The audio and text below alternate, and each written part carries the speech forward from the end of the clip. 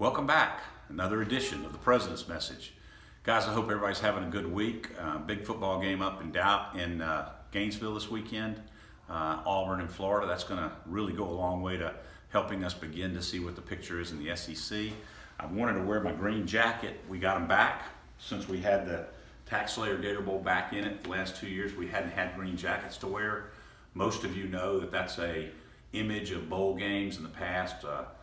Rose Bowl is red, Orange Bowl is orange, Gator obviously green. So our committee and our trustees and our members get to wear these jackets to different games throughout the year, scouting those games, and they have a good time. You ought to all think about joining the Gator Bowl committee. It's a lot of fun. We do a lot of neat stuff. Got a lot of events coming up around the game. So if you need to find out more about that, go on our website and look up member and member benefits, and you might get to wear one of these silly green jackets. So anyway, I just wanted to show this off and tell you that we're back in business. Let's talk about college football. You know, ESPN's great about coining each weekend, like rivalry weekend, championship weekend, words like that. I'm going to call this week the bye weekend because there's 12 teams in the SEC and the ACC that have byes. That's a lot of teams not being playing all at the same time.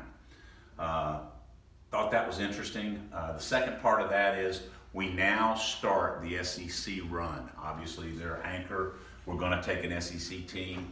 The run that they have over the next several weeks, and I'll just take Florida for an instance.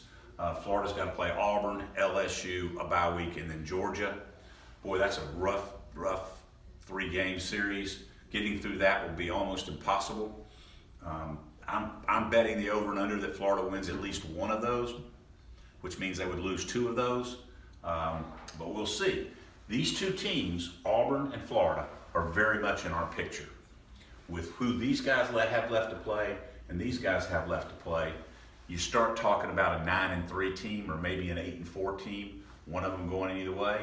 It could actually happen to both of them, especially since you've got Georgia and Alabama sitting there with LSU. Those 3 teams are very, very good. A lot of competition for Auburn and obviously Florida and Georgia, and Florida's got to come over here and play Auburn and LSU. That 3-week period will shake out the teams that are not going to participate in the CFP. That's really all it'll decide. If they're in it and they got a shot at the CFP, they're going to have to win 9, 10, 11 games. And I think Auburn and Florida are the 2 teams that are in there that might not be able to get to that point. You go back over here to the ACC, and again, this year we're kind of focused on the Big Ten. But if certain things work out, we certainly can take an ACC team. And I would tell you the team that is most interesting on this entire board, Florida State Seminoles. 3-2, they got a bye week. They obviously could be very easily 4-1. Let's just give them the first game that they didn't get to play in Jacksonville. So wouldn't it be great to bring them back to Jacksonville for the bowl game? Needless to say, I think Florida State's got a decent shot at getting to 8-4. If you look at their schedule, you look at who they play. They do have to play Clemson. That's never a good thing to do because Clemson right now is either 1 or 2 according to which polls you look at. But you've got Virginia. How about North Carolina? Kick an extra point, tie the game up, go to overtime with the best team in your conference at home and try to get it a shot. Most people say that he did the right thing because his team was getting tired. But you know, in overtime, that ball bounces funny and sometimes you get really lucky. Anyway, that's kind of the layout. North Carolina is starting to play a little bit better. Georgia Tech obviously is not playing very good. So maybe they can get a win this weekend and get to 3-3. So teams are starting to shake out a little bit from top to bottom. And you're starting to figure out who's good and who's not in that conference. The Big Ten, I can tell you right now, we're really starting to focus on Michigan State and Michigan in this conference. Obviously, Minnesota's in there, Wisconsin's in there. Nebraska is at 3-2. They're not playing very well, but they still have a chance if they could get better and play a little bit better. What's really interesting about this board is the teams that we probably won't get. A team like Penn State could fall out and be sitting there, but because we've had Penn State in the Penn State-Georgia game, there's a really good chance that the commissioner's going to say no to Penn State to us, and the same thing with Iowa. We've had Iowa pretty much going to say no to that. So you have to start looking at some of these other teams like Nebraska, like Minnesota, like Wisconsin, like Michigan State and Michigan.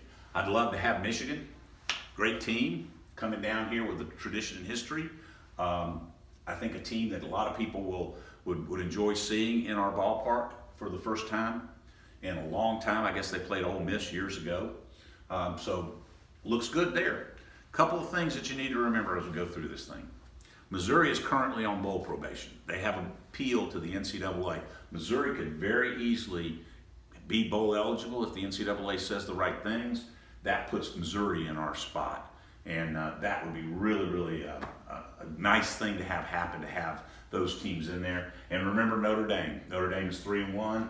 They don't have a very tough schedule going in. They could win 10, 11 games. If they do, they're in the CFP. That fills one of the at-large spots, which means that most of these conferences won't get more than 2 or 3 teams into the CFP, which gives us a better group of bowl teams to pick from. That's kind of where we are with this thing. There's a lot of things going on. There's the 25th anniversary of the Jaguars that they're getting ready to have a big party out. The Chamber's running. You ought to look into the Chamber and come and enjoy and celebrate the Jaguars being here for all this time. 150th anniversary of college football in general, and you're probably seeing that a lot as we go through the season. And the best and most important thing is the 75th game for the Gator Bowl. Thanks for joining me, and I look forward to talking to you next week.